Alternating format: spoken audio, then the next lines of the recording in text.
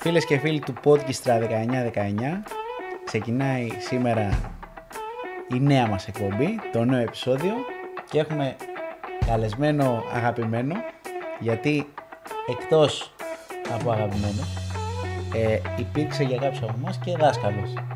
Οπότε είναι πάρα πολύ μεγάλη χαρά μας, δάσκαλο θα πω εγώ, που σε έχουμε κοντά μας. Ο κύριος Δημήτρης Καρασαβίδης.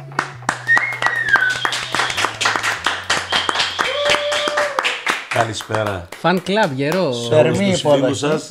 Ευχαριστώ πάρα πολύ για την υποδοχή. Ευχαριστώ για το κάλεσμα. Εμείς ευχαριστούμε. Εμείς ευχαριστούμε. Νομίζω ότι εκπέμπει έτσι η αγάπη μεταξύ μας. Έτσι, δεν χρειάζεται να το λέμε. Σας έχω έτσι σε εκτίμηση. Σας αγαπάω και σε ένα Γιαννάκι μου που κάποτε υπήρξε και μαθητής μου. Και ο Γιώργος και ο Χάρης. Και ο Γιώργος και ο Χάρης. Δεν ξέρω, είχες και κάποιον άλλο κρυφό μαθητή, μήπως και... Πολλοί ήταν αρκετοί οι μαθητές μου. Τώρα με αρχίσουμε να λέμε ονόματα. Το κρυφό σχολείο έγινε. Κρυφό σχολείο πραγματικά. Γιατί το ζήσαμε γι' αυτό. Με τον τελευταίο εγκλισμό, επειδή απαγορευόταν να βγούμε έξω, εγώ είχα βάλει αφίσες μου στην τζαμαρία από μέσα σε όλη την έκταση της σχολής και είχα τζαμαρίες μεγάλες. Και μέσα εκεί διδάσκαμε, κάναμε μάθημα, χωρίς να ξέρει κανένας απ' έξω τι γίνεται. Αρχικά, επειδή βλέπω είσαι εδώ, εκεί, παραπέρα, παντού. Πανταχού παρών. Παντού τελικά. Θέλω να μας πεις πώς τα προλαβαίνεις όλα και να το πάω και λίγο παραπέρα. Πώς μπορείς, αν πιστεύεις ότι μπορεί κάποιος να συνδυάσει την καριέρα εντός εισαγωγικών με την οικογένεια. Δηλαδή, έχεις χρόνο για την οικογένειά σου? Είναι δύο διαφορετικά πράγματα. Εγώ επέλεξα να είμαι περισσότερο οικογενειάρχης. Η δουλειά μου είναι αυτή, αναγκαστικά τρέχω, έτσι προσπαθώ να προλάβω τα πάντα, αλλά περισσότερο έδωσα έμφαση στην οικογένεια.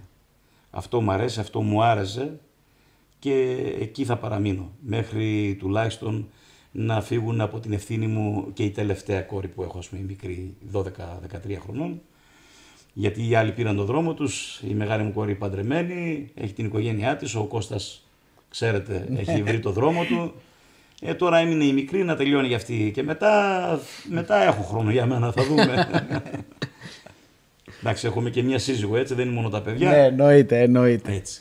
Είναι δύο διαφορετικά πράγματα, πρέπει δηλαδή να είσαι πολύ προσεκτικός. Αυτή η δουλειά δυστυχώς κρύβει πολλά μαύρα σημεία. Θέλει πολύ προσοχή, θέλει ζύγισμα το κάθε τι που κάνεις, γιατί μπορείς να την πατήσεις. Ναι. Πολύ άσχημα. Ναι.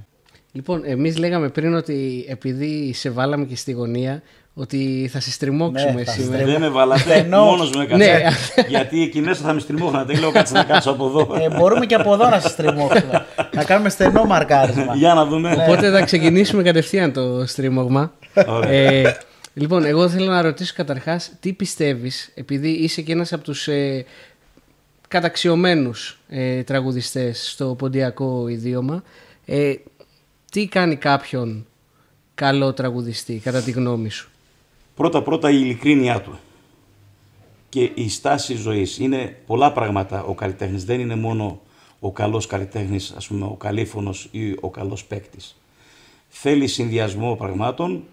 Θέλει να είσαι σε εγρήγορση, θέλει να είσαι, ευφυής σε πολλά πράγματα, έτσι, να σκέφτεσαι πρωτοπόρα πράγματα, αλλά κυρίως να είσαι ειλικρινής, προπάντων με τον εαυτό σου. Ας πούμε, έχω δει καλλιτέχνες, επειδή παρακολουθώ κάποιες συνεντεύξεις κάποιων καλλιτεχνών, μου αρέσει γενικώς να ακούω συνεντεύξεις.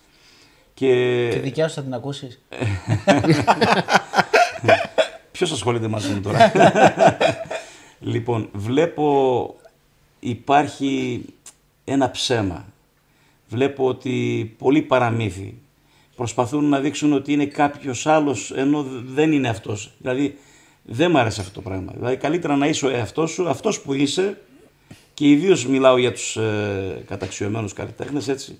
Εφόσον είναι καταξιωμένος δεν έχει την ανάγκη να καταπιαστεί από οτιδήποτε. Εγώ έτσι το βλέπω. Αυτό ακολουθώ, είναι ο τρόπος ζωής μου αυτός. Από εκεί και πέρα όλοι κρινόμαστε για το κάθε τι που κάνουμε. από τη νεότερη γενιά τώρα που βγαίνει και εντάξει, εγώ θα σε ρωτήσω πιο πολύ για το ποντιακό στοιχείο που είναι και το στοιχείο σου. Βλέπεις ότι υπάρχει μέλλον και στο τραγούδι και γενικά στη μουσική? Μέλλον βεβαίως υπάρχει. Έχω έτσι στα μπάρια, το πούμε, ας πούμε, επιτραπεί αυτή η έκφραση, κάποιους νέους καλλιτέχνες, όπως είναι, δεν ξέρω αν τον ξέρετε, ο Γιάννης ο Μιχαηλίδης, ο οποίος μου αρέσει πολύ. Πού εδώ στην Αθήνα είναι? Δεν ξέρω που μένει. Αυτός ήρθε και με πήρε από το σπίτι, αλλά... Λοιπόν, μ' αρέσουν αρκετοί έτσι καλλιτέχνες νεότεροι, όμως αυτό που με ρώτησες προηγουμένως, ιδίως στους νέους καλλιτέχνες, δεν μιλάω για αυτόν τώρα που είπα, υπάρχει έτσι ένα παραμυθάκι, πολύ παραμυθάκι. Βλέπω ότι, εντάξει, προσπαθούν να καταπιαστούν από κάτι, είναι φυσιολογικό εν μέρη, αλλά από εκεί και πέρα δεν μπορεί, ας πούμε, να παρουσιάζει μια δουλειά και μετά να ταχώνεις στα views, ας πούμε, να πληρώνεις views, να ανεβάζεις views. Βλέπω κάτι views, 800.000 views, 1 εκατομμύριο views και λες ότι αυτά τα παιδιά εμφανίζονται σε κάτι μικρομάγαζα, ας πούμε, που το πολύ παίρνουν 200 άτομα. Πολλές φορές, αρκετές φορές, όχι πολλές φορές, υπάρχουν και μέρες που δεν πάνε καλά αυτά τα μαγαζιά. Πού είναι αυτά τα 800.000 άτομα? Μιλάμε ούτε για το 0,5%, έτσι. Ναι. Ούτε για το 10%, ας πούμε, που είναι πάλι αξιοσέβαστο. Ίσως βέβαια είναι και λίγο η εποχή, θα έλεγα εγώ, γιατί πλέον, ας πούμε, όλος αυτός ο κόσμος των social media είναι μια πραγματικότητα, είναι καθημερινότητα καταρχάς. Είναι στη ζωή μας, ναι, αλλά θα πρέπει εμείς ως άνθρωποι να είμαστε ηθικοί. Πρώτα από εκεί ξεκινάμε. Και γενικά το βλέπουμε, όχι μόνο στη μουσική. Ναι, γενικότερα. Ναι, γενικότερα όλοι προσπαθούν να πιαστούν. Άλλος είναι blogger, δηλαδή... ναι. Δηλαδή, τι είναι το ζητούμενο του κόσμου? Είναι να δειχθεί, να αναγνωριστεί σε κάτι το οποίο μπορεί να μην αξίζει κιόλας, έτσι. Ναι. Δηλαδή, η καταξίωση θα φέρει, ας πούμε, το αν αξίζει ή όχι. Έτσι δεν είναι? Ναι. Αν αντέξει στον χρόνο, πάει να πει ότι πραγματικά αξίζει. Αυτό όμως που λες τώρα για τα νέα παιδιά, υπήρχε πάντα, ας πούμε, το έβλεπες και εσύ παλιότερα, αν όχι με τα views, αντίστοιχα, ας πούμε. Ναι, βέβαια, με τη διαφήμιση. Ή είναι τώρα... Όχι, τώρα είναι ένα παραπάνω απλά. Έχουν τα μέσα στα χέρια τους, ναι. Είναι καλοί χρήστες των media αυτών που λέμε και έχουν πέσει με τα μούτρα πάνω εκεί. Εντάξει, να προωθήσεις τη δουλειά σου, αλλά θέλει λίγο να είμαστε, πώς το λένε, να κρατάμε χαμηλά την μπάλα, ναι, προσγειωμένοι. Έτσι, αυτό είναι ανηθικότητα στην ουσία. Δηλαδή παρουσιάζεις, ώρα, έφτιαξες 1 εκατομμύριο views, μπράβο σου, εξόδεψες λεφτά. Μπράβο σου, είναι δικαίωμά σου, δεν μπορεί να σου πει κανένας τίποτα. Από εκεί και πέρα όμως, ναι. Δηλαδή θα έρθει η ώρα που θα έχεις απήχηση από τον κόσμο, γιατί ο κόσμος τρώει το παραμυθάκι, του αρέσει αυτό. Τρώει το παραμύθι, σου λέει ποιος έχει περισσότερα views, αυτός ο καλλιτέχνης. Άρα αυτός είναι ο καλός καλλιτέχνης, αυτόν θα πάρουμε στο γάμο, αυτόν θα πάρουμε σε κάθε εκδήλωση που θα κάνουμε. Όμως αυτό δεν θα έχει διάρκεια, θα έχει πολύ πιο σύντομη, πιο σύντομο τέλος. Εδώ είμαστε και θα μας το δείξει η ιστορία. Γι' αυτό λέω ότι πρέπει να είμαστε λίγο πιο ταπεινοί. Ναι. Εγώ θα ήθελα να ανοίξουμε τώρα μια άλλη ιστορία, ένα άλλο κεφάλαιο. Ο κόσμος σε γνώρισε σαν λιράρι. Ως λιράρι. Ναι, ως λιράρι. Το σαν είναι υποθετικό. Ναι. Σωστό. Εγώ σαν άνθρωπος, άρα δεν είμαι άνθρωπος. Σωστή παρατήρηση. Όχι, δεν υπάρχει. Ο κόσμος σε γνώρισε ως λιράρι. Τι σε έκανε τελικά να ασχοληθείς μόνο με το τραγούδι, γιατί πλέον σχεδόν σε όλες τις δουλειές σου σε βλέπουμε σαν τραγουδιστή. Ως και τραγουδιστή. θα ήθελα. Κόλλησε. Η συνήθεια. Κόλλησε, ναι, η συνήθεια. Και θα ήθελα να σου κάνω και μια ερώτηση, ναι, που πιστεύω διαρωτάται πολλοί κόσμος γι' αυτό. Αν κάποια στιγμή θα σε δούμε περισσότερο να παίζεις λύρα και τραγούδι σε δουλειές. Το σκέφτηκα πάρα πολλές φορές αυτό. Ο λόγος που δεν το κάνω πλέον είμαι και κάποιας ηλικίας, όχι ότι είμαι 50 χρόνια, 51 χρονών, δεν έχω πλέον και τα κουράγια, ξέρεις, το να παίζεις και να τραγουδάς είναι λίγο δύσκολο. Ναι. Να δίνεις δηλαδή, πώς το λένε, προσοχή και στα δύο πράγματα, και στη λύρα και στη φωνή. Κάπου θα χάσεις. Ή θα είσαι σε ένα βαθμό και στα δύο όχι τόσο καλά, αλλά εντάξει, λόγω της εμπειρίας θα τα απεξέλθω, θα μπορέσω να κρατήσω. Γι' αυτό και έτσι το σκέφτομαι, δεν είμαι... Βέβαια, όταν το έκανες πάρα πολύ καλά. Δεν ξέρω τι πιστεύεις εσύ. Υπήρχε δυσκολία, εντάξει, υπήρχε δυσκολία και είδα ότι υπάρχει πέραση στο τραγούδι. Πάντα τραγουδούσα μαζί με τη λύρα μου. Απλά είδα ότι υπάρχει πέραση στο τραγούδι και για λόγους οικονομικούς καθαρά. Γιατί ο λυράρης στο χώρο μας δεν πληρώνεται. Αυτός ο οποίος πληρώνεται είναι ο τραγουδιστής. Εφόσον είδα ότι περνάει αυτό, από το 2004 και μετά έγινα αποκλειστικά τραγουδιστής. Δηλαδή το έκανες για οικονομικούς λόγους. Καθαρά για οικονομικούς λόγους. Ναι, αυτή είναι η πραγματική αλήθεια. Δηλαδή για να μπορέσω να στηρίξω ένα μεροκάματο που ζητούσα, ας πούμε. Ναι. Έτσι, το οποίο κατηγορήθηκα και πολλές φορές, όχι μόνο εγώ, πολλοί καλλιτέχνες.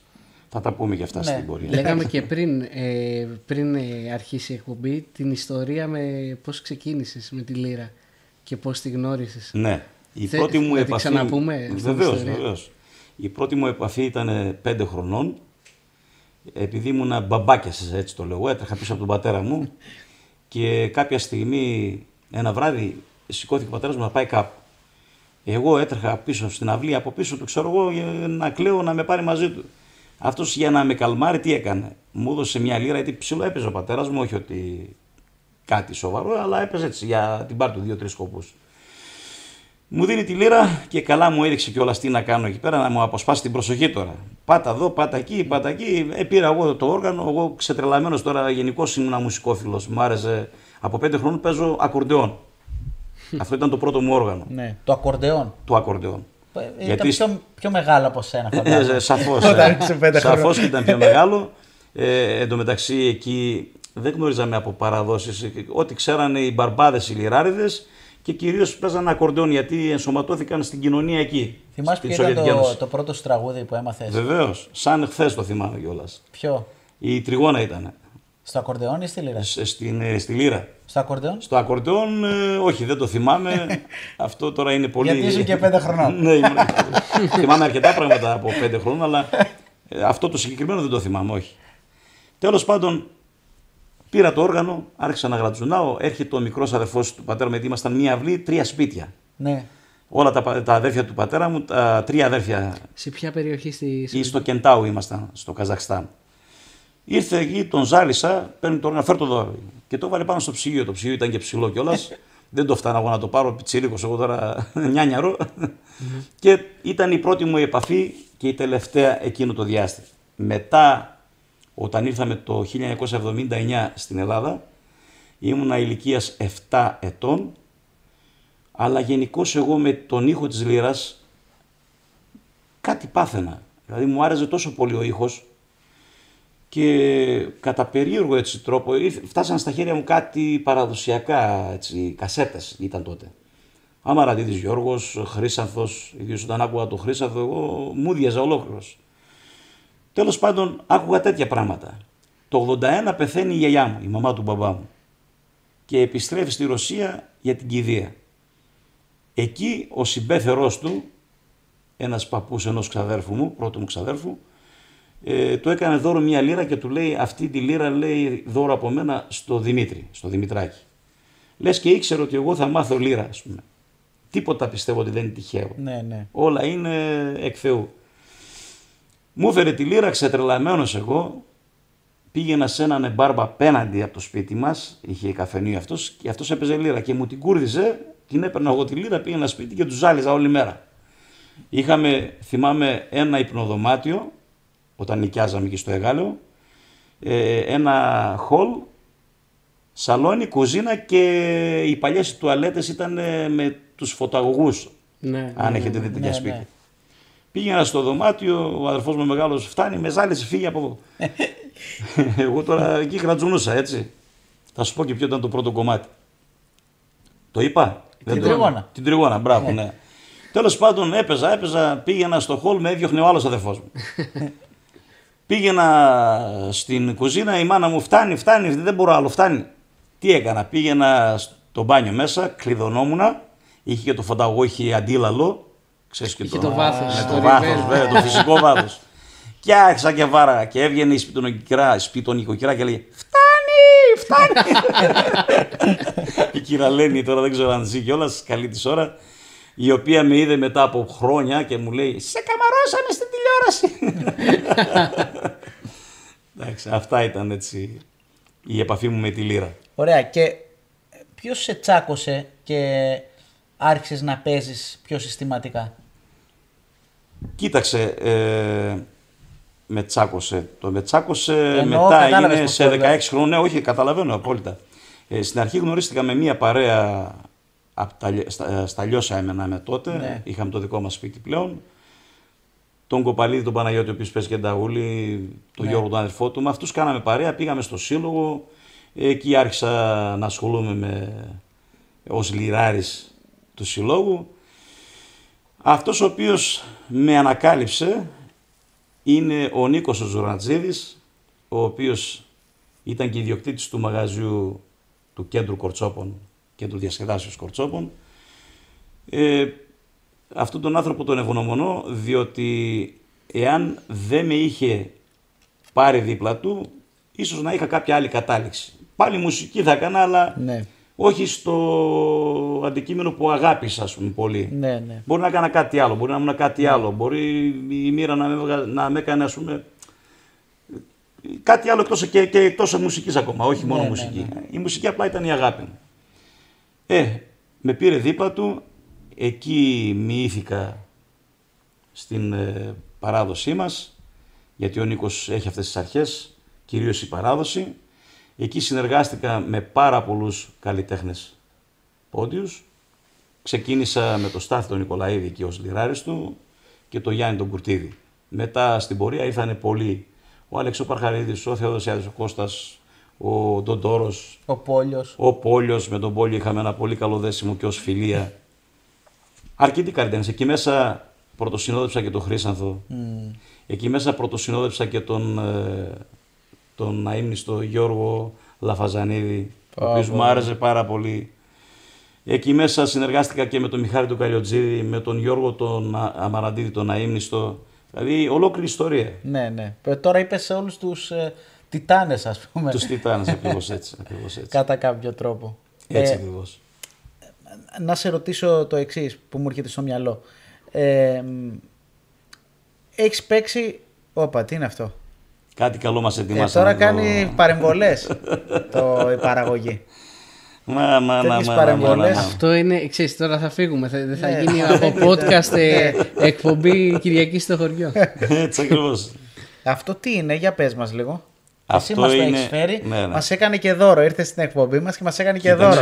Αντί να του κάνουμε εμείς, μας έκανε δώρο. Όταν μιλάμε περί παράδοσης, δεν τηρούμε μόνο τα μουσικά μέρη, έτσι. Πρέπει να είναι ο τρόπος ζωής μας παράδοση. Σωστό. Και εμείς με άδεια χέρια δεν πάμε σε κανένα σπίτι. Αυτό το έχω ως αρχή. Ναι. Και σας έφερα λίγο ποντιακό τυρί, κολόφ το λέμε εμείς. Οι Κύπροι το λένε σολογγούν. Κάπως αλλιώς το λένε... Χαλούμι. Χαλούμι. Ναι, αλλά βάζουν μέσα βάζουν πιπέρι αυτοί. Ναι, μπράβο, κάνουν και κάτι μαύρο άλλο. πιπέρι αυτά τα στρογγυλά. Ναι. Αυτό είναι το καλύτερο. Είναι ένας φίλος μου, ο Χρήστος Αμερτζίδης από τον Ασπρόπυργο που τα φτιάχνει. Είναι απίθανος. Τι να πω. Ωραία, να δοκιμάσουμε τώρα. Εννοείται ότι θα δοκιμάσουμε. Καλά, άμα αρχίσουμε να τρώμε τώρα. Δεν πρέπει να το κάνουμε λίγο φιλικά το θέμα. Εννοείται. Αλλά θα παραφάμε μετά. Ωραία, να φάμε ένα. Να πω ότι θα φάμε ένα. Να σερβίρω εγώ. Ναι. Εγώ δεν θα φάω τυράκι, εγώ θα φάω αγκουράκι τουρσί. Γιατί φάει ένα? Όχι. Έλα, πάρω τυρί. Αυτό το βράδυ σας, εγώ το έχω κάθε μέρα. Εγώ θέλω να τα φάω όλα αυτά που βλέπω τώρα εδώ μπροστά μου. Πω εδώ, αριστούργημα. Ο Χάρης το φτιάξει το πιάτο? Ναι, βέβαια. Μπράβο, ζωγράφιζες, Χάρη. Χάρη, να σου πω, να σε πάρω να μου δείχνεις και εμένα λίγο συνταγές, γιατί μου αρέσει η μαγειρική. Μαμαλάκης, ο Πόντιος Μαμαλάκης, Μαμαλακίδης.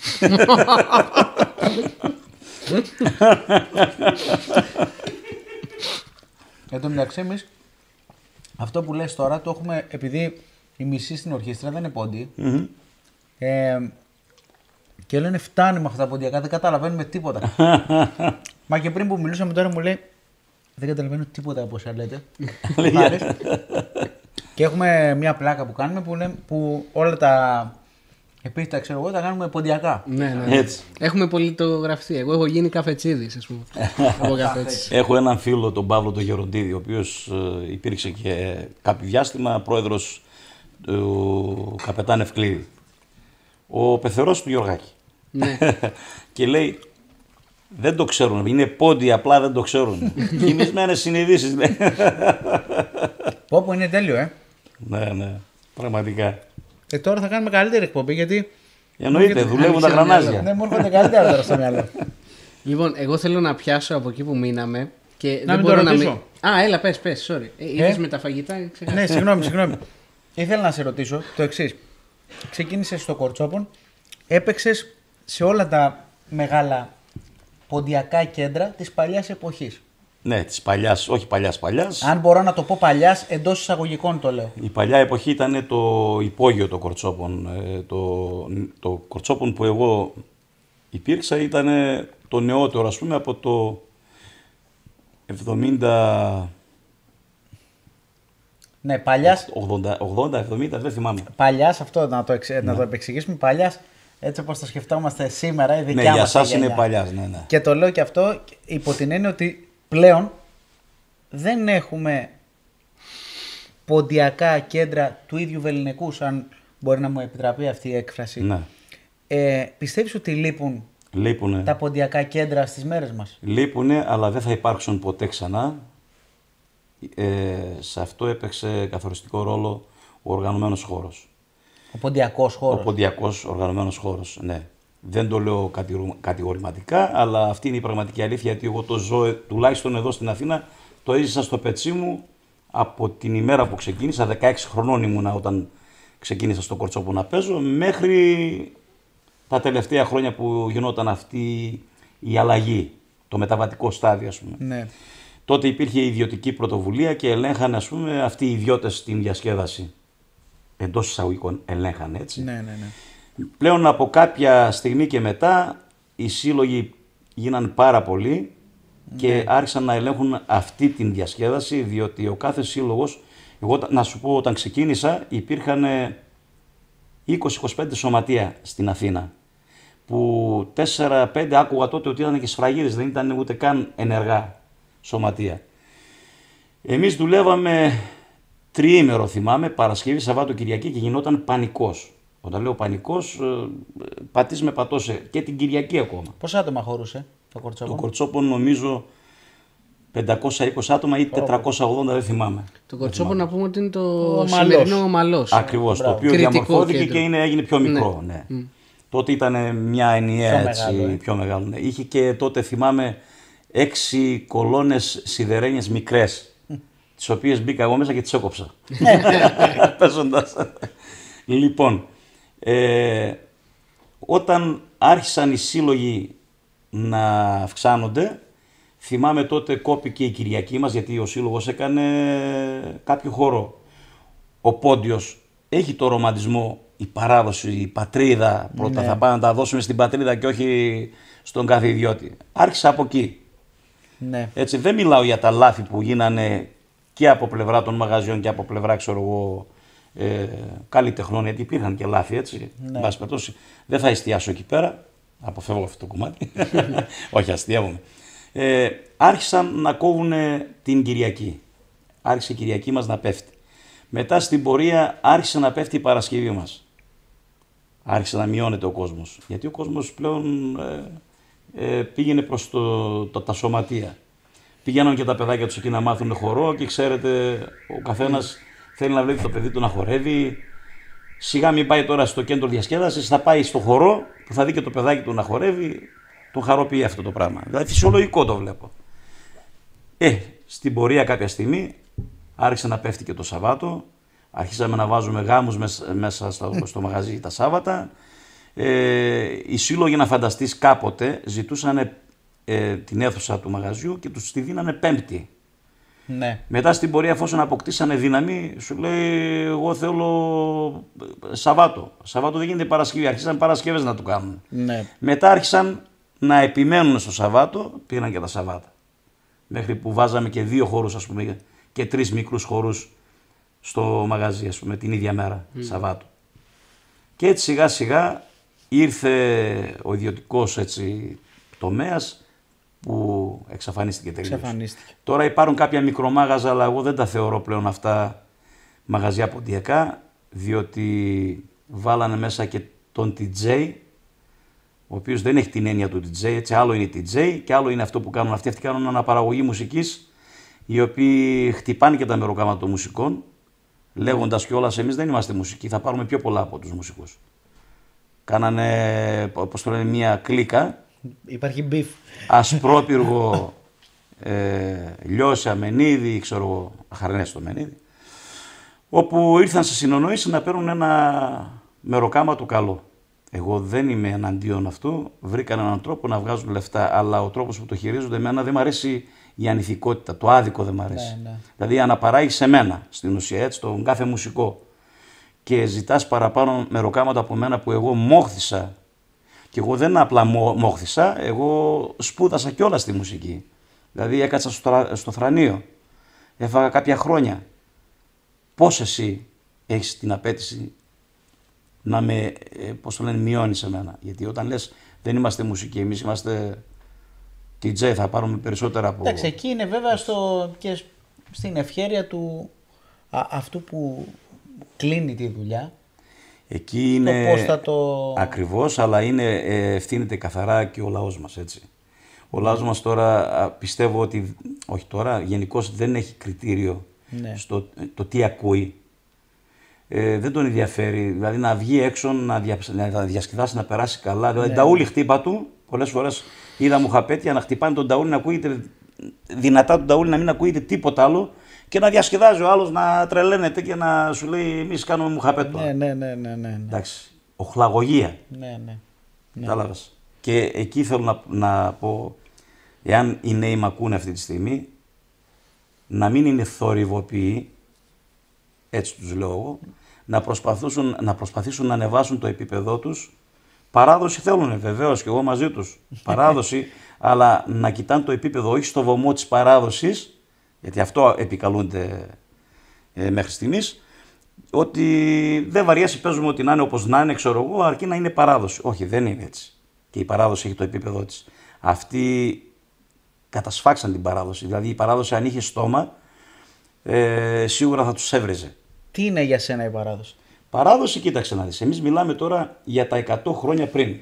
Πριν από τα 100 χρόνια δεν ξέρουμε τι υπήρχε, έτσι δεν είναι, δεν υπάρχουν καταγραφές. Παράδοση είναι κάτι που παραδίδεται από τους παλαιότερους στους νεότερους. Πήραμε μια μουσική κληρονομιά, έτσι τη λέω εγώ, και την διατηρούμε, αλλά αυτό δεν σημαίνει ότι δεν πρέπει να δημιουργούμε και κάτι καινούριο.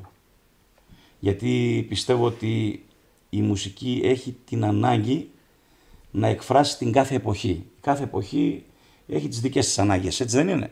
Τώρα μεγαλώσαμε με τα media, έχουμε τώρα τόσο πληροφορία, θα το πω παραπληροφόρηση, όχι πληροφορία.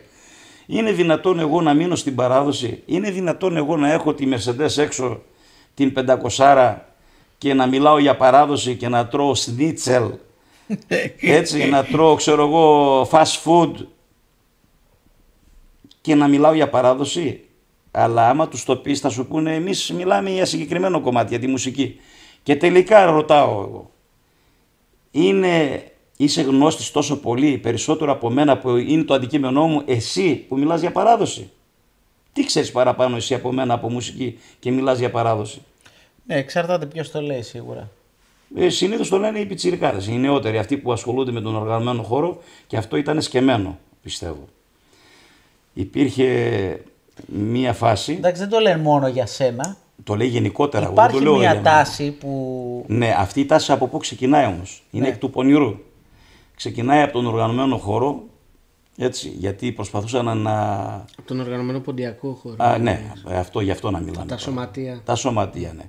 Αυτοί οι οποίοι κατηγορούν τους καλλιτέχνες, τα παίρνουν οι καλλιτέχνες και στρέφουν τα βλέμματα του κόσμου προς τον καλλιτέχνη. Ο κακός της παρέας τα παίρνει.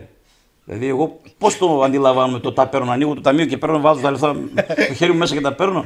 Έτσι δεν το εκλαμβάνεις? Τα παίρνω. Εγώ κοστολογώ. Σου λέω αυτός είμαι, αυτά θέλω. Θέλεις να με πάρεις, με παίρνεις. Δεν θέλεις, είναι δικαίωμά σου να μην με πάρεις. Και να μου πεις κιόλας ότι δεν μπορώ να φτάσω το budget αυτό. είναι δικαίωμά σου. Έτσι. Τέλος πάντων γίνεται σχεμένα και αυτοί οι επιτίδιοι, επειδή πιάσαν το νόημα και κάνουν πολιτική αναρρίχηση, στρέφουν τα βλέμματα προς τους καλλιτέχνες, οι κακοί, και αυτοί είναι οι καλοί που ασχολούνται με την παράδοση και ασχολούνται με την πολιτική αναρρίχηση. Πολλοί από αυτούς. Υπάρχουν βέβαια και οι ανόητοι που τρώνε το παραμυθάκι και ακολουθούν αυτούς. Α, είπε αυτός έτσι. Άρα έτσι ισχύει, αυτό ισχύει. Κατάλαβες. Αυτές είναι οι απόψεις μου. Δεν μπορώ να αλλάξω τον τρόπο μου, είναι η στάση ζωής αυτή τη στάση είχα πάντα και πάντα θα τα λέω αυτά. Έτσι, απλά θέλω να πω τους νεότερους να προσέχουν, να μην μπαίνουν σε αυτή σε αυτό το τρυπάκι, η παράδοση, η μη παράδοση. Εμένα, να σας πω την αλήθεια, πριν ξέρω ότι υπάρχει παράδοση και νεοποντιακό, ήμουν ευτυχισμένος. Ήμουν παιδάκι που πετούσα σε πελάγι ευτυχίας όταν άκουγα μουσική. Και ας μην άκουγα και παράδοση. Μόνο που άκουγα λύρα πετούσα σε πελάγι ευτυχίας. Δεν σημαίνει αυτό όμως ότι καταργώ την παράδοση και είμαι στο άλλο άκρο. Όχι. Η παράδοση είναι η βάση μας. Από εκεί ξεκινάμε. Και εγώ την ξέρω καλά την παράδοση. Έτσι, δούλεψα με ονόματα ταρανταχτά, όπως σας είπα προηγουμένως, οι οποίοι μου διδάξαν την παράδοση. Ναι. Έτσι. Δεν μπορεί κανένας να μου πει εμένα ότι δεν ξέρω την παράδοση. Μπορώ και έμπρακτα να κάτσουμε και να κάνουμε και μουχαπέτ, να δω τι ξέρει αυτός από παράδοση που μιλάει για παράδοση και να δούμε αν τελικά ξέρω εγώ ή δεν ξέρω. Έμπρακτα κιόλας. Τέλος πάντων. Παρακάτω. Αλλά για να γυρίσω λίγο σε αυτό, εν τέλει τι είναι παραδοσιακό. Επειδή είναι μια συζήτηση που τουλάχιστον στον κλάδο μας γίνεται συνέχεια. Ναι, όντως δεν μπορούμε να ξέρουμε ακριβώς και το τι γινόταν και ακόμα και το νέο που έρχεται και μπορεί να ενσωματώνεται στην παράδοση. Αλλά δεν υπάρχει και ένα όριο, κατά τη γνώμη σου, που κάτι μπορεί να είναι εν τέλει στη ποντιακή παράδοση ή σε όποια, και κάτι που να μην είναι, ρε παιδί μου. Ξέρουμε ότι το Σνίτσελ δεν είναι στην το εξήγησα ποντιακή. Ότι σεβόμαστε την παράδοση, σεβόμαστε αυτά που πήραμε από τους παλαιούς. Όμως για φαντάσου ότι αυτοί οι παλαιοί δεν ήταν μουσικοί, ήταν αγρότες, ήταν κτηνοτρόφοι, εστιάζαν εκεί. Τα χέρια τους ήταν κοπάλια, όπως λέμε εμείς οι πόντιοι. Κοπάλια είναι. Ναι. Τα χέρια τους ήταν μαραζωμένα, ήταν σκληρά. Δεν είχαν το επίπεδο να παίξουν, ας πούμε. Δεν είχαν την ευκαιρία να παίξουν δεξιοτεχνικά. Χρησιμοποιούσαν εκεί το όργανο αυτό το εθνικό μας καθαρά για διασκέδαση, έτσι, περισσότερο για τον εαυτό τους, λίγο να αγαλιάσει η ψυχή τους, να ξεφύγουν από το καθημερινό, από τις ταλαιπωρίες που τραβούσαν, ας πούμε. Εμείς σήμερα εστιάζουμε, βλέπω μερικά παιδάκια πάλι, έτσι, που τραγουδάνε σαν γέροι. Και αυτό το θεωρούν παράδοση. Αυτό δεν περίμενα να το ακούσει, αλλά μ' άρεσε. Μα είναι η πραγματική αλήθεια. Και έχει και άποψη κιόλας αυτό το παιδί και λέει: όχι, εγώ η άποψή μου είναι αυτή. Έτσι πρέπει να τραγουδάμε. Βρε, εκείνος ο γέρος ήταν 70-80 χρονών. Έτσι μπορούσε να τραγουδήσει. Έγινα ηλί. Δεν πρέπει να το κάνω κι εγώ αυτό. Δηλαδή η μίμηση, αυτό είναι παράδοση. Όχι, τραγούδα την παράδοσή σου, αλλά τραγούδα την, ας πούμε, με επίπεδο. Ανέβασε το επίπεδο. Και τραγούδα με την ταυτότητά σου. Εσύ να είσαι αυτός που τραγουδάς, όχι ο γέρος. Εκείνος υπήρξε μια φορά, καλή του ώρα έφυγε από αυτόν τον κόσμο. Δεν σημαίνει ότι τιμάς την παράδοση έτσι. Να σε πάω κάπου αλλού τώρα. Μαζί όπως το Μόσχα έλεγα, έτσι. Ναι. Δεν ξέρει τι να πει, δεν ξέρει ο Μιχαηλίδης. Δεν ξέρω τι να πω, ναι. Λοιπόν, να πάμε σε ένα μήπως σας τρίμωξα και δεν με στρίμωξατε. Αυτό, ναι. Έφαγες λίγο χαλούμι. Αυτό το έχω φάει εδώ, από τότε που γεννήθηκα. Μα πόσο τρως για να τα λες αυτά, έτσι. Είναι παραδοσιακό το χαλούμι. Είναι παραδοσιακό, ναι. Θυμάμαι η γιαγιά μου το έφτιαχνε αυτό. Κάνω πλάκα προφανώς. Και όταν το έβγαζε, αυτό ξέρεις, βράζει μες στο ζουμί του και γίνεται σαν λάστιχο. Τότε όταν γινόταν, μόλις το έβγαζε από την κατσαρόλα, εγώ τότε το τρώγα αυτό. Ναι, ήταν σου λέω τρέλα. Εγώ του καυτού είμαι. Ναι.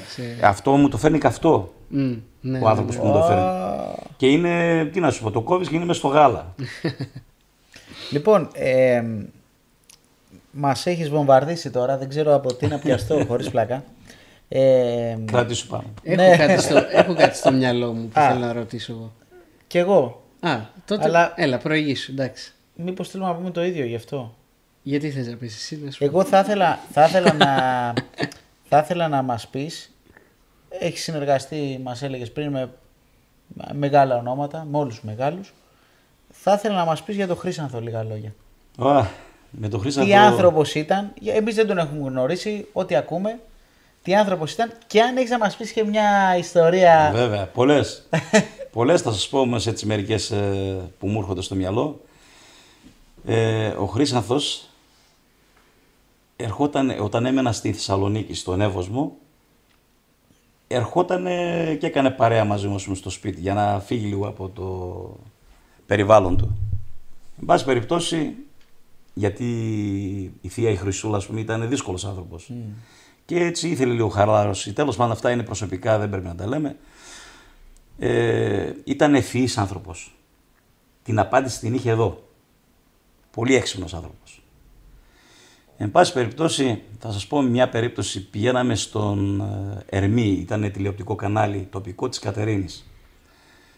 Και εκείνη την ώρα εγώ είχα το ράδιο Ακρίτες και έπαιζε του Στάθη του Νικολαίδη ένα τραγούδι «Η μάνα φτερά». Ο Χρήσανθος ήταν ο μόνος που κάπιζε μες στο αμάξι μου, γιατί δεν μπορούσα να του πω τίποτα. «Κουδοκπανές!» Και ράμφος δηλαδή. Πετούσε τέτοιες ατάκες. Μια δόση, ο Πιπερίδης ο κουμπάρος μου, ήταν και το αγαπητό του παιδί. Ναι. Οδηγούσε και ερχόντουσαν πάλι από την εκπομπή του Ερμή προς Θεσσαλονίκη. Το σταματάει η τροχέα. Εν τω μεταξύ ο κουμπάρος μου έχει ξεχάσει το δίπλωμα, δεν το έχει πάρει μαζί του. Και πάει στο παράθυρο, λέει το δίπλωμά σας κύριε, και κάνει έτσι και βλέπει. Κύριε Χρήσανθε, εσείς είστε? Εγώ είμαι. Τι κάνατε, πως είστε από εδώ, από εκεί? Τέλος πάντων τους αφήνει και φεύγει. Τυχερός ο κουμπάρος μου. Κάνει και ο Χρήσανθος. Άμα είσαι προσωπικότητα. Σου λέω πολλές φάσεις. Πολλές. Ιδίως όταν κάναμε ένα σκετσάκι έτσι θεατρικό στην Αυλαία, τον Χρήσανθο τον ντύσαμε πάπα. Εγώ έκανα τη γριά μαζί με τον κουμπάρο μου τον Πιπερίδη και κάποια στιγμή λέει κάτι για τον Χρήσανθο. Θυμάμαι που ο Χρήσανθος τότε εκείνο την εποχή. Λέω ο Χρήσανθος, ζει ο Χρήσανθος. Και σηκώνεται και κάνει μια χειρονομία. Όλους θα σας στείλω κουφάλες. Ήταν ευφύης, ήταν πολύ πειραχτήρι. Λοιπόν, εγώ να σε πάω τώρα κάπου αλλού. Συγγνώμη για την χειρονομία για αυτά. Έτσι. Μην αγχώνεσαι, επιτρέπονται. Απλά κάνουμε αναπαράσταση. Ναι. Λοιπόν, να μας πεις λίγο για τον Ευξήνιο Μουσικό Πολιτιστικό Σύλλογο. Ναι. Που είναι ένα δημιούργημα δικό σου. Ναι. Και του κουμπάρου μου του Γιάννη του Ισουνόπουλου, μαζί το ανοίξαμε το 2005. Ως δραστηριότητα είχαμε την εκμάθηση παραδοσιακών οργάνων, κυρίως της λύρας, όπου εγώ ήμουνα ο δάσκαλος εκεί, ήμουνα και πρόεδρος του συλλόγου αυτού και είχαμε στο σκοπό μας έτσι να τιμούμε πρόσωπα εν ζωή. Ναι. Γιατί μετά θάνατο, τι να το κάνει ο άλλος, να τον τιμήσεις εν ζωή, πρέπει να τιμάς τον άνθρωπο. Αυτό είχαμε ως στόχο, με συνεργασία κάποιων σωματείων εδώ στην Αθήνα. Δεν μπορέσαμε να το τηρήσουμε κάθε χρόνο δυστυχώς και ιδίως όταν ήρθε ο εγκλισμός με τον κορονοϊό. Τον τελευταίο εγκλισμό, ας πούμε, πλέον φοβήθηκε ο κόσμος, δεν ερχόντουσαν και αναγκάστηκα να το κλείσω γιατί πλήρωνα τα ενοίκια εγώ. Δεν έπαιρνα επιδόματα όπως παίρνανε κάποια μαγαζιά. Έτσι. Αυτή την περίοδο του κορονοϊού, Ναι. πώς ήταν για σένα αυτή η περίοδος? Καταστροφική. Και, ναι, εντάξει, όπως για όλους τους καλλιτέχνες. Άλλο θέλω να πω, σκέφτηκες εκεί ακόμα και να κάνεις άλλη δουλειά, πρώτη φορά ίσως στη ζωή σου? Ναι, βέβαια. Έκανα 5 απόπειρες να αλλάξω δουλειά, γιατί κάτι μέσα μου είπε ότι Δημήτρη, τέρμα αυτό που ήξερες, δεν θα επιβιώσεις έτσι πλέον. Μπορούσα να κάνω υπομονή γιατί η γυναίκα μου δούλευε έτσι. Παίρναμε ένα μισθό, αλλά εντάξει, δεν φτάνει με ένα μισθό τώρα δημοσίου υπαλλήλου να ζήσει ολόκληρη οικογένεια. Τέλος πάντων. Αλλά εγώ μπορείς να το πεις και εγωισμό αυτό, έτσι. Ο ανδρικός εγωισμός, η υπερηφάνεια, ας πούμε, έχω μάθει έτσι. Αν δεν προσφέρει ο άντρας μες στο σπίτι, θεωρώ ότι είναι άχρηστος. Ναι. Και προσπαθούσα να βρω τρόπους. Πήγα delivery, δεν τρέπομαι να το πω. Δούλεψα, ναι, πήγα delivery ένα διάστημα. Έπεσα με το μηχανάκι στο άλλο μαγαζί που πήγα, που μεταπήδησα από ένα μαγαζί, πήγα σε ένα άλλο μαγαζί για πιο καλύτερα, γιατί στο πρώτο μαγαζί ήταν πολλές οι ώρες, δεν έβλεπα την οικογένειά μου. Εγώ ξυπνούσα να πάω για δουλειά, η οικογένειά μου κοιμόταν. Ναι. Μετά ερχόμουν εγώ σπίτι, έφευγε η οικογένειά μου, πήγαινε στις δουλειές τους. Αυτό με ενόχλησε, έκατσα εκεί κανένα δίμηνο, δεν θυμάμαι. Μετά πήγα σε ένα άλλο μαγαζί, εκεί έσπασα και το πόδι μου, έπεσα μόνος μου στα χιόνια μέσα. Εγώ από υπερηφάνεια, ξέρεις, να μην εκθέσω το μαγαζί, μόλις πήγα εκεί πέρα μου λέει, τι είδες, μου λέει, με τα χιόνια. Λέω να μην εκθέσω το μαγαζί. Ποιο μαγαζί, μου λέει, εγώ λέω να μην το ανοίξω και εσύ μου λες ήρθες για δουλειά. Τέλος πάντων, είμαι τυπικός σε αυτά. Ώσπου 5 μήνες ήμουνα με το πόδι στο γύψο. Μετά έφυγα, πήγα σε ένα σχολικό, οδηγός σχολικού. Εκεί έμπλεξα με μια δύστροπος άνθρωπος, εν πάση περιπτώσει. Έφυγα και από εκεί, πήγα σε ένα άλλο σχολικό. Ήταν λίγο ακατάστατο για μένα το ωράριο αυτό. Ναι. Εν πάση περιπτώσει πήγα και στην οικοδομή ένα διάστημα. Δεν κατάφερα να κάνω τίποτα από αυτά, διότι δεν ήμουνα αυτής της φύσης. Ναι. Εγώ είμαι καλλιτέχνης, όχι ότι δεν θα άντεχα, αλλά ήταν εκτός εαυτού, δηλαδή εκτός της φύσης μου. Δεν μπορούσα να το αποδεχτώ αυτό. Και δεν τα κατάφερα, ξανά έμεινα σε αυτό που ξέρω να κάνω. Μπορεί, πιστεύεις, να ζήσει σήμερα κάποιος μόνο από τη μουσική? Σήμερα λίγο δύσκολο, εκτός από τους παλαιότερους καλλιτέχνες που αποκτήσαν ένα όνομα και ζουν με τον απόϊχο του ονόματός τους. Έτσι πιστεύω. Οι νεότεροι καλλιτέχνες, επειδή στρέψαν το πρόσωπό τους προς τους συλλόγους, γιατί οι συλλόγοι πλέον, είπαμε, ελέγχουν τα μαγαζιά, έτσι, τη διασκέδαση, συγγνώμη. Με τη μία φορά που θα κάνει βραδιά ένας σύλλογος και θα πάει ο καλλιτέχνης, δεν νομίζω ότι θα κάνει κάτι στη ζωή του. Δηλαδή από καλλιτεχνικής πορείας μιλάμε τώρα, έτσι. Ναι. Πιστεύω ότι ένα εξτράμερο κάματο. Έτσι, ναι.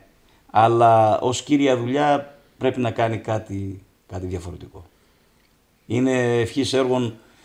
Μας αποστόμωσε πάλι.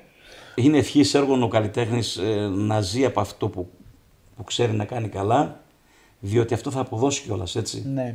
Ίσως γι' αυτό και δεν αποδίδει, γιατί όταν δεν είναι το κυρίως επάγγελμά σου και έχεις μια άλλη δουλειά, πόσο να δώσεις σημασία σε αυτό, πόσο να μελετήσεις, πόσο θέλουν χρόνο αυτά, θέλουν ώρες μελέτης. Δεν είναι έτσι απλά τραγουδάω, είμαι καλός, βγήκα να τραγουδήσω με αυτό το ρεπερτόριο που έχω, ας πούμε, τα 50 τραγουδάκια. Δεν είναι έτσι. Ναι. Είσαι ένας από τους ανθρώπους που στηρίζει τους μαθητές και σαν δάσκαλος μιλάω τώρα. Εννοώ ότι παίρνεις ηθελημένα τους μαθητές σου σε δουλειές. Θέλω να σε ρωτήσω αφενός πώς είναι το συναίσθημα να σε συνοδεύει ένας μαθητής σου και πότε, πιο γενικό αυτό το ερώτημα, πότε θεωρείται έτοιμος ένας μαθητής για να βγει να παίξει σε επαγγελματικό επίπεδο? Στους δικούς μου μαθητές κρίνω εγώ πότε θα είναι έτοιμος. Για να μην εκτεθεί ο ίδιος, όχι εγώ. Ναι. Έτσι. Στους μαθητές γενικώς δεν μπορώ να πω κάτι, γιατί εκείνος έχει ως στόχο κάποια στιγμή να βγει πάνω στο πατάρι.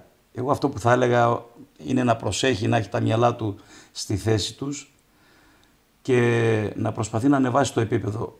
Και κάποια στιγμή θα αναγνωριστεί αυτό που κάνει και από τον ίδιο τον κόσμο. Όταν είσαι καλός, σε αποδέχεται αμέσως ο κόσμος. Όταν δεν είσαι καλός, θα κάνει απλά τη δουλειά του οικονομικά και μέχρι εκεί. Δεν θα έχει διάρκεια όμως αυτό.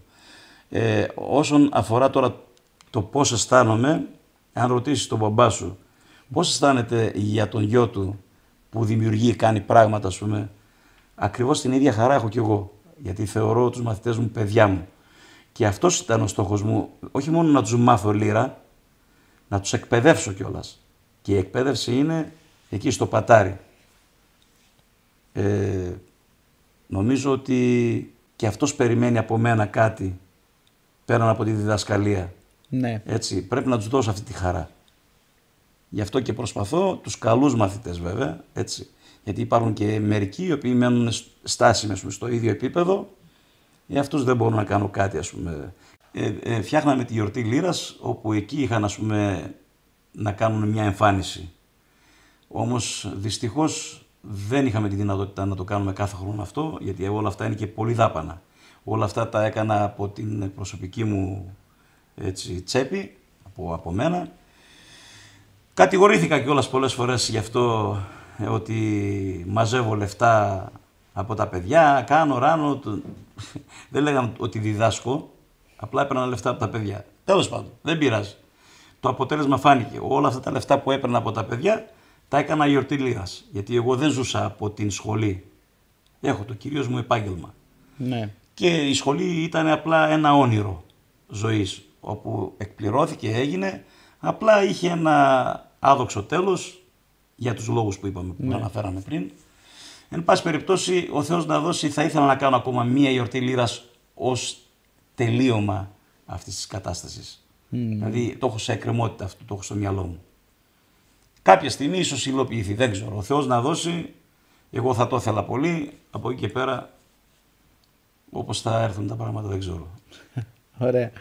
Εγώ να σε ρωτήσω κάτι τελευταίο για την εκπαίδευση, επειδή πλέον έχει καθιερωθεί από το κράτος, έχει αναγνωριστεί μάλλον από το κράτος, στα παραδοσιακά όργανα το πτυχίο.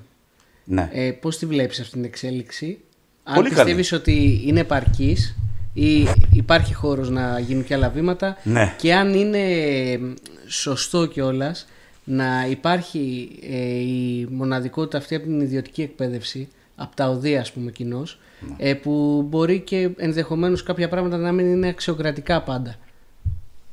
Στον ιδιωτικό τομέα. Ναι. Όχι, αξιοκρατικά δεν μπορεί να είναι στο δημόσιο τομέα. Έτσι. Γι' αυτό θα σου έλεγα δεν είναι επαρκής όλα αυτά που γίνανε. Θέλει ακόμα δουλειά να γίνουν πράγματα και αυτό πριν, ας πούμε, αναγνωριστούν τα παραδοσιακά όργανα, ελεγχόταν από τα οδεία. Γι' αυτό και δεν δίνανε το πτυχίο στα παραδοσιακά όργανα. Γιατί μεσουρανούσαν αυτοί. Ναι. Εσκεμμένα γινόταν δηλαδή αυτό το πράγμα. Κάποια στιγμή ήθελαν να απαγορέψουν τους παραδοσιακούς δασκάλους να διδάσκουν επειδή δεν έχουν πτυχίο. Δηλαδή, γιατί να συγκοντάρεις τα οδεία, να υπάρχουν και τα οδεία βεβαίως. Η ιδιωτική εκπαίδευση δεν είναι κακό. Αλλά δεν θα πρέπει να προσέξουμε λίγο και τους παλιούς δασκάλους? Τώρα ολόκληρος Πετρολούκας δεν θα είχε το δικαίωμα να διδάξει? Απαράδεκτο. Και θυμάμαι τότε, και μπράβο του στο Μάνο τον Αχαλινοτόπουλο, ο οποίος έκανε μια κινητοποίηση και ενημέρωσε τον Γιώργο τον Ταλάρα, την Αρβάνη Τάκη, την Βιτάλη, την Αλεξίου, εν πάση περιπτώσει. Και όλοι αντισταθήκανε σε αυτό. Σημαντικό αυτό για μένα. Έτσι, δηλαδή, όλα δεν μπορείς να τα βάλεις, πώς το λένε, σε καλούπι. Έτσι, η ζωή είναι ελεύθερη. Ο καθένας πρέπει να πράττει ελεύθερα. Ο ίδιος μας, ο δημιουργός μας έδωσε την ελευθερία να πράττουμε. Από εκεί και πέρα, αν πράξουμε λάθος, θα έχουμε την κατάληξη που θα έχουμε. Αν λίγο δουλέψει το μυαλό, πιστεύω ότι θα έχουμε και την Ανάσταση. Ωραία. Εγώ θα ήθελα πέρα από αυτά τώρα να πάμε λίγο στο πιο χαλαρό μέρος της εκπομπής. Στο φαΐ. Στο φαΐ θα πάμε μετά, μόλις κλείσουν οι γραμμές. Καλή ιδέα. Και πριν πάμε στο αγαπημένο μέρος του Γιάννη, που είναι το παιχνίδι. Το παιχνίδι είναι το αγαπημένο. Που θα στο κάνουμε και σένα. Ναι, συγγνώμη, γιατί το λες έτσι? Δηλαδή δεν είναι αγαπημένο για Μα σένα? είναι τώρα η ατάκα αυτή ότι είναι το αγαπημένο. Είναι το αγαπημένο μέρος του Γιάννη. Σε κάθε κομβή το παιχνίδι. Σου έδωσε τίτλο, εντάξει. Εμένα θα είναι αυτό τώρα το αγαπημένο μέρος της εκπομπής, που είναι, θέλω να μας πεις μια ιστορία που θυμάσαι, ας πούμε, χαρακτηριστικά από το πατάρι. Θυμάμαι μια χρονιά κόβαμε την πίτα, την βασιλόπιτα. Είναι ο Νίκος ο Ζουραντζίδης στη μέση με το τραπέζι και αρχίζει κόβει την πίτα και αντί να γυρίσει την πίτα γυρίζει όλο το τραπέζι.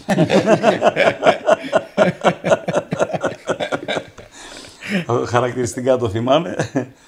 Επίσης θυμάμαι από ένα γάμο γύφτικο μέσα στο Κορτσόπον.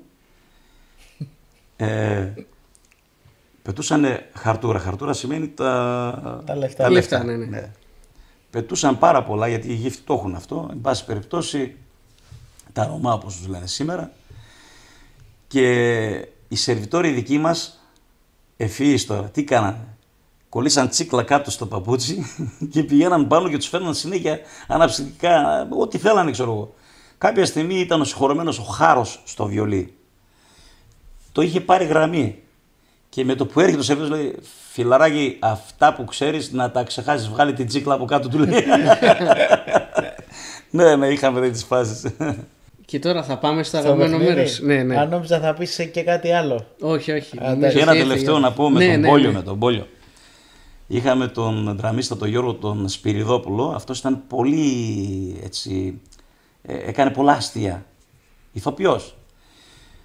Ο Πόλιος κάποια στιγμή έπαιζε και ζορνά στο μαγαζί. Και είχε ένα τσαντάκι μέσα που είχε μέσα το τουλούμ, τις φλογέρες του. Τι έκανε ο Γιώργος? Πήγε, πήρε ένα καλώδιο, το τύλιξε, το έβαλε μέσα και στο κάνον, στην άκρη του καλωδίου, το έδεσε με μια μπετονιά και την ώρα που παίζει ο Πόλιος έβγαινε, ξέρω, το καλώδιο σαν φίδι από μέσα. Και να έχουμε λιγωθεί όλοι στο γέλιο. Ωραία, λοιπόν, πάμε στο παιχνίδι. Θα σου κάνουμε κάποιες ερωτήσεις. Απαντάς κατά το δυνατόν μονολεκτικά. Σίγουρα κάποιες θα θες να τις σκεφτείς, αλλά το ζητούμενο είναι να μην τις σκεφτείς πολύ. Ναι, αυθόρμητα και... Ναι. Αυθόρμητα και γρήγορα. Ναι. Ξεκινάω εγώ ή εσύ? Για να δούμε τώρα τι θα γίνει. Λοιπόν, τι θα ήσουν αν δεν ήσουν τραγουδιστής? Τραγουδιστής. Λοιπόν, ποιο είναι το αγαπημένο σου φαγητό? Το ποντιακό τυρί. Αυτό είναι, σοβαρά? Μ' αρέσει πάρα πολύ. Ωραία. Λοιπόν, kickbox ή καράτε? Τώρα αυτή τη στιγμή κάνω kickboxing. Αλλά είμαι παλιός πρωταθλητής στην Ελευθέρα Πάλη. Έκανα πρωταθλητισμό. Αυτό δεν το ξέραμε. Ναι, είδηση. Σε ηλικία 14 χρονών τα παράτησα. Βγήκα στους Παμπέδες της Νοτίας Ελλάδος πρωταθλητής και μετά τα παράτησα, με τράβηξε η μουσική, άρχισα να ασχολούμαι με αυτό. Λοιπόν, το πιο μαγευτικό μέρος που έχεις ταξιδέψει? Ο Πόντος. Είναι αρρώστια αυτό, δεν είναι μαγευτικό. Εντάξει, τι να πούμε τώρα. Ποιο παλιό μεγάλο καλλιτέχνη που έχει φύγει από τη ζωή θα έφερνες πίσω αν είχες τη δυνατότητα? Το Χρήστο. Τι κάνεις όταν ξεχνάς στιχάκια πάνω στο πατάρι? Τον Κινέζο.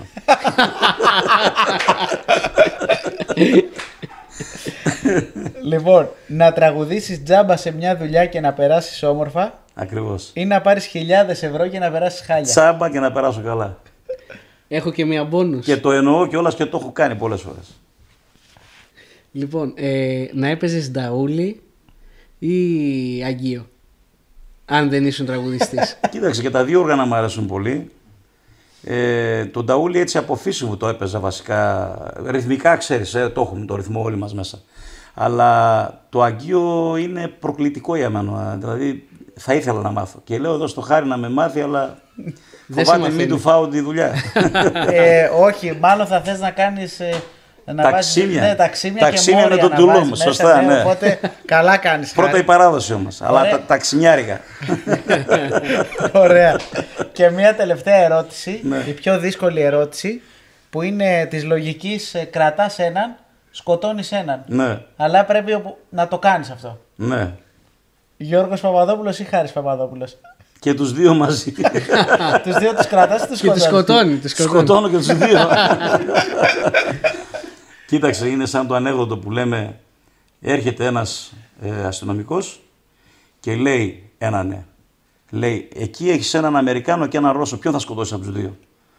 Του λέει ο Πόντιος, λέει, τον Αμερικάνο. Α, κομμουνιστής είσαι, τον πλακώνει στο ξύλο, τρώει ξύλο, ξέρω εγώ, τον αφήνει μετά από κάνα καιρό, ξέρω, καμιά εβδομάδα, 2 εβδομάδες, τον ξαναπλησιάζει, του λέει, πρόσεξε τι θα πεις.